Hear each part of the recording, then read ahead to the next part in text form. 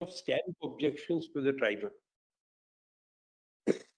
The first is the doctrine of separability, which is housed in section 7.2 and 7.5 of the Arbitration Act, as well as, of course, most prominently in section 16. And the question whether, even if the main contract is null and void, whether an arbitration agreement survives, to consider that very question is directly covered by 16.1b expressly. 16.1a is separate, the arbitration clause is separate, and 16.1b directly covers the issue. Now, very briefly, therefore, whether the first argument is whether or not it is invalid, it goes to even existence, or whether it is only an irregularity and a curable defect. I'll come to that later, but assuming it is the worst, it's an invalidity. Even then, my submission is, by virtue of the doctrine of separability and competence, which our Act fully now recognizes, these are issues that must be left to the arbitral tribunal. And I'm going to save the court's time. I'm not going to take my lords through each of the judgments, but I've summarized from my revised submissions are now found in volume 1B, page 2.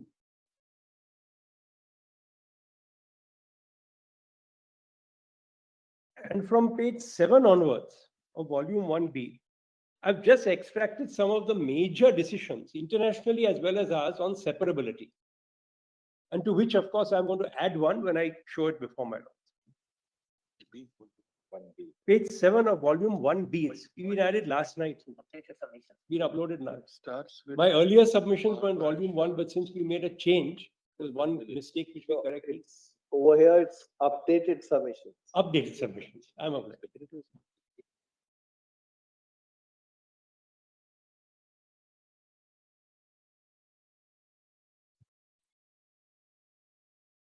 There are 38 pages.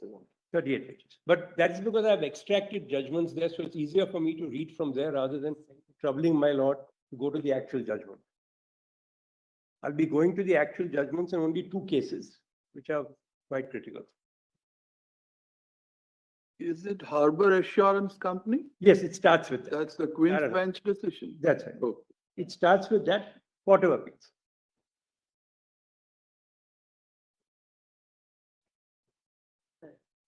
Yes. Yes. If my lords just see para 9 onwards, Harbor Assurance arbitration agreement is a self-contained agreement. In Involnert, it was held that it's a self-contained agreement which is separable from the main contract, therefore has autonomous existence.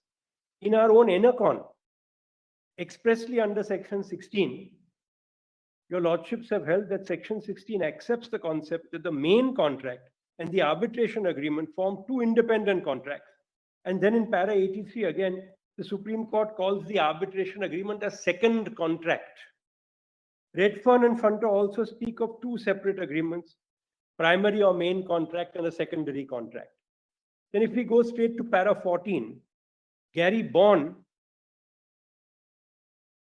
the arbitration agreement may exist and be substantively valid, notwithstanding the non-existence, invalidity or illegality of the underlying contract, and the arbitral tribunal may and must consider challenges to the existence, validity or legality of the underlying contract, because such challenges do not impeach the arbitration agreement.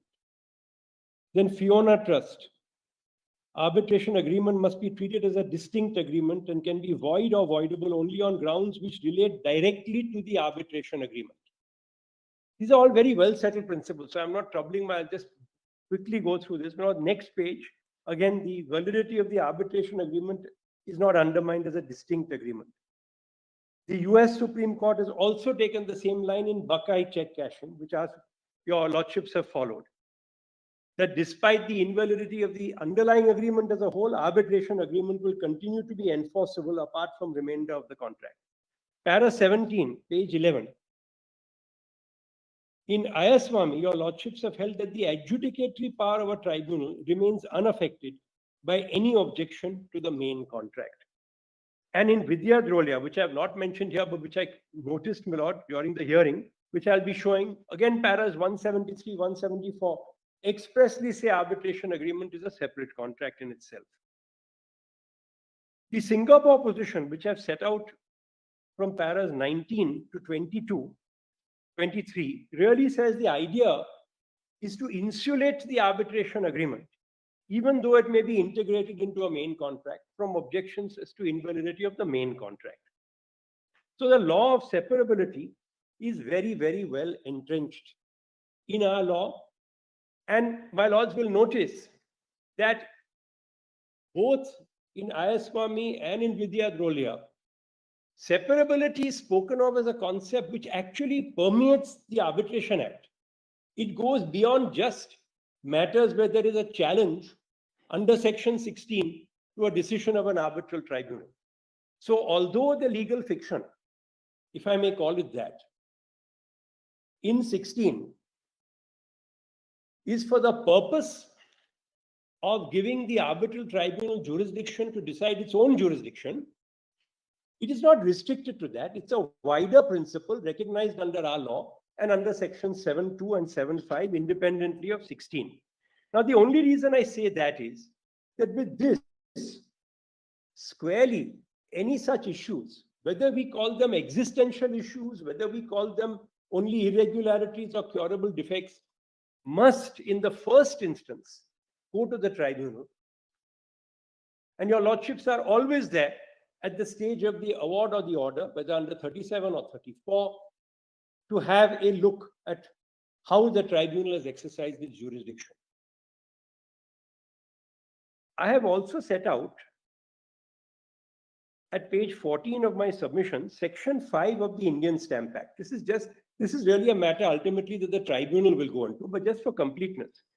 Section 5 of the Indian Stamp Act recognizes a position that a single instrument may pertain to several distinct matters. And in which case, according to the Stamp Act, this is the second point you're making. It's really part of this separability point. If it pertains to distinct matters, the aggregate of the stamp duties on each of those distinct matters must be worked out. Now, if an arbitration agreement is separable, then perhaps a tribunal may be persuaded to hold that there must be separate stamp duty and all. In other words, separately on the arbitration agreement, which is what your lordships have held in NN Global under the residuary clause, as well as substantively on the value of the main agreement. This, of course, is a matter for the tribunal. I'm not suggesting my lords should decide this. My lords have made it clear your lordships are not deciding chargeability. But I'm only placing it before my lords because this is how the issue will come to be decided. And at para 29 of my submissions, I've referred to your lordship's judgment in Chief Controlling Revenue Authority, which affirms a passage from Halsbury in relation to Section 5 of the Indian Stamp Act, that an instrument containing or relating to several distinct matters is to be separately charged as if it were a separate instrument. So even under the Stamp Act, there is some concept of separability.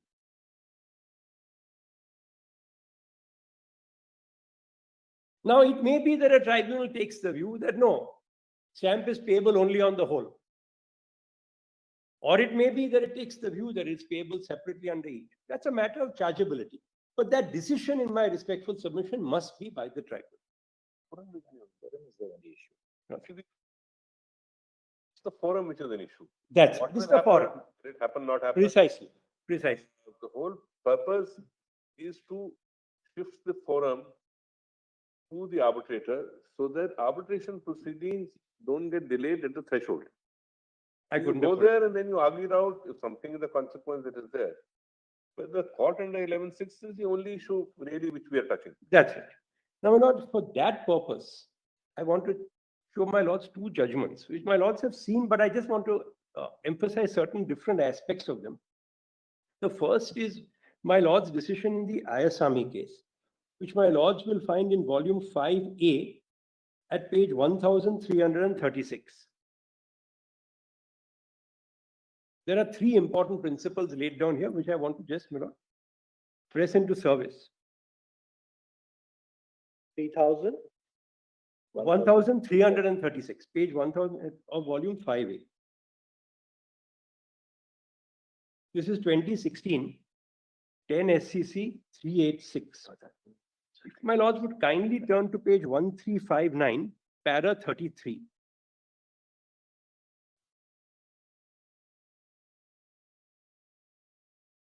Para 33 says, Section 16 empowers the arbitral tribunal to rule upon its own jurisdiction, including ruling on any objection with respect to the existence or validity of an arbitration agreement. Very important, because existence, even assuming stamp goes to existence, it's housed with the arbitral tribunal under 16.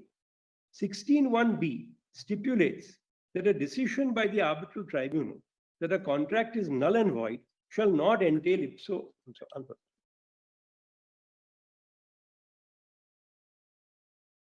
Yes.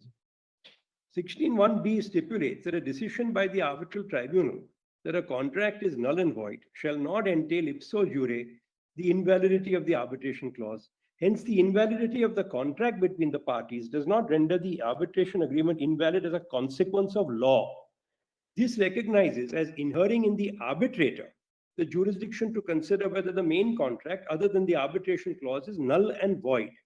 The arbitration agreement survives for determining whether the contract in which the arbitration clause is embodied is null and void, which would include voidability on ground of fraud. The severability of the arbitration agreement is a doctrinal development of crucial significance, for it leaves the adjudicatory power of the arbitral tribunal unaffected over any objection that the main contract between the parties is affected by fraud or undue influence. My learned friends, for the respondents in their submissions, have argued long and hard that the doctrine of separability should not be applied to a stamp issue. If that is so, even then, by virtue of section 16, that issue must go to the arbitral tribunal.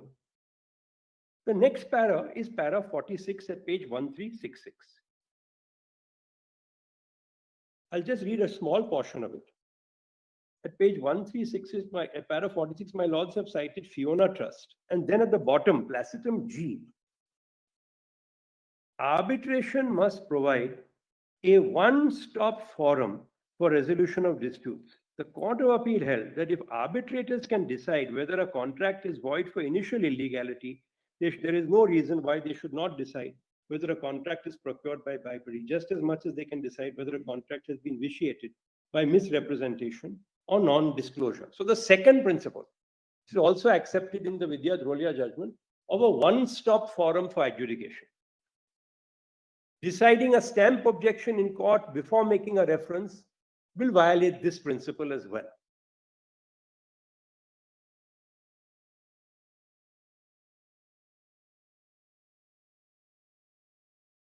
And your lordships have given the reason underlying para 46 in para 48, which is 1367. The basic principle which must guide judicial decision making is that arbitration is essentially a voluntary assumption of an obligation by contracting parties to resolve their disputes through a private tribunal. The intent of the parties is expressed in the terms of their agreement.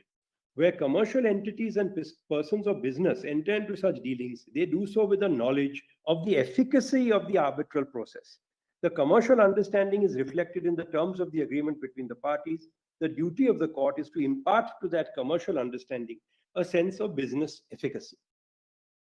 So the second one-stop business efficacy, parties intended that one forum would decide all their disputes and it would not be split amongst different forums. And the third principle, a more general principle in para 53, 1369.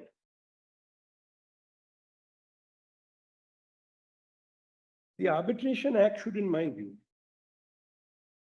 be interpreted so as to bring in line the principles underlying its interpretation in a manner that is consistent with prevailing approaches in the common law world.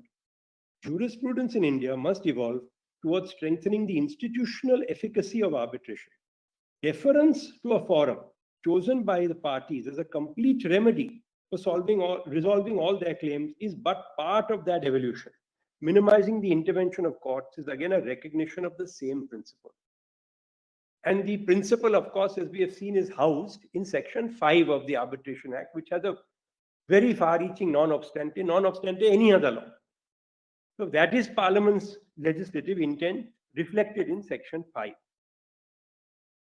Therefore, these are three principles. Now, these three principles and two more have also been categorically affirmed in the Vidya Drolia decision of your lordships, which is to be found in volume 5A, page 76.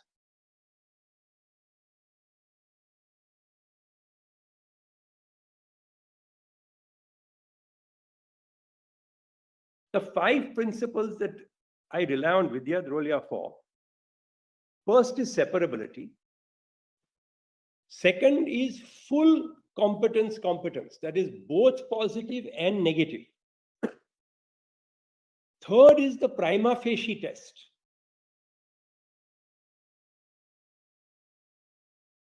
Fourth is that even under 11.6a, only the contractual validity of the arbitration agreement is to be seen.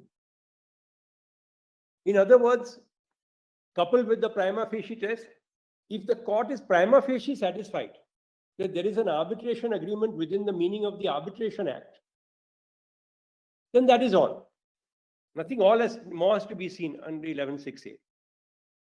And the fifth is these principles of a broad pro-arbitration interpretation to respect party autonomy and one-stop adjudication, presumption of that. These are the five principles that have been laid down in Vidya Drolia. And may I quickly run through the paragraphs? Both the learned judges have decided this. The judgment is found at page 76, 2021, 2 SEC page 1. First, para 126, if my lords would kindly go to. Which volume is this? 26. At page 182. 5A, 182 is para 126. First is separability. I'll just show both the judgments are ad idem on this. Para 126. Page 182 of volume 5A.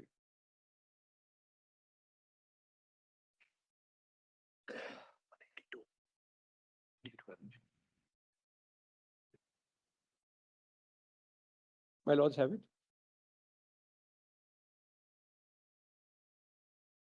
Yeah. Para 126 covers both separability and competence. We would now examine principles of separability and competence.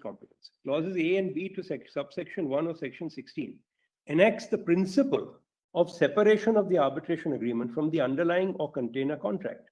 Clause A, by legal fiction, gives an independent status to an arbitration clause as if it is a standalone agreement, even when it is only a clause and an integral part of the underlying or container contract.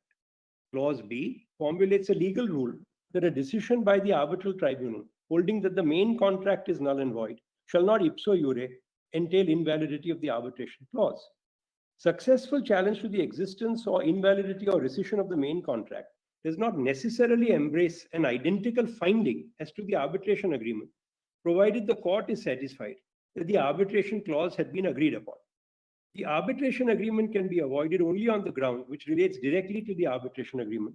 Notwithstanding the challenge to the underlying or container contract, the arbitration clause in the underlying or container contract survives for determining the disputes. The principle prevents bootstrapping, as it is primarily for the arbitral tribunal and not for the court to decide issues of existence, validity, and rescission of the underlying contract.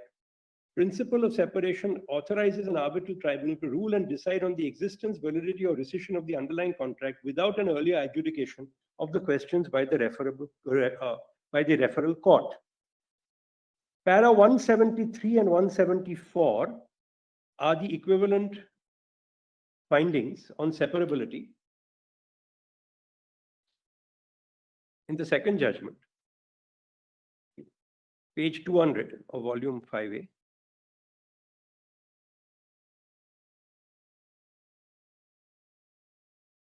Arbitration is a creature of consensus. It is completely dependent on party autonomy and the intention expressed in the agreement. a contract having multiple clauses, including arbitration agreement, can be divided into two parts. The clauses relating to the commercial relationship, i.e. obligations and duties of each party, can be referred to as the main contract. The arbitration agreement, so to say, is a separate contract in itself. And then his lordship finds that separability of the arbitration agreement from the main contract historically existed even in Roman law and later, of course, in German and Swiss jurisprudence. Now, competence. Again, para 126, I've shown my lords. Para 129, if my lords will also kindly see, is also very instructive. At page 183.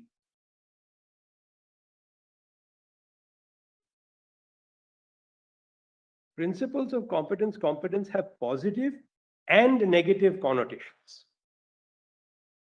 As a positive implication, the arbitral tribunals are declared competent and authorized by law to rule as to their jurisdiction and decide non-arbitrability questions. In case of express negative effect, the statute should govern and should be followed. Implied negative effect curtails and constrains interference by the court at the referral stage by necessary implication in order to allow the arbitral tribunal to rule as to their jurisdiction and decide non-arbitrability questions. As per the negative effect, courts at the referral stage are not to decide on merits except when permitted by the legislation, either expressly or by necessary implication, such questions of non-arbitrability. Such prioritization of the arbitral tribunal over the courts can be partial and limited when the legislation provides for some or restricted scrutiny at the first look referral stage. Now, this is a judgment, I believe it's the first, which divides up even negative competence into express and implied, and that is correct, because very often a section will not actually say a court should not interfere.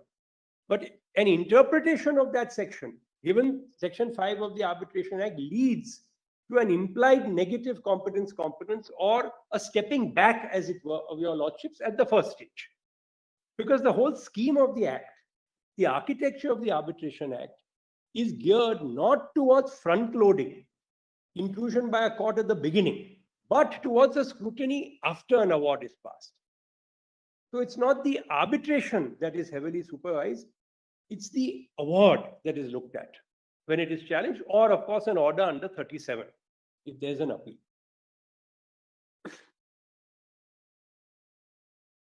And the same thought permeates through paras 178 and 208. I won't read them.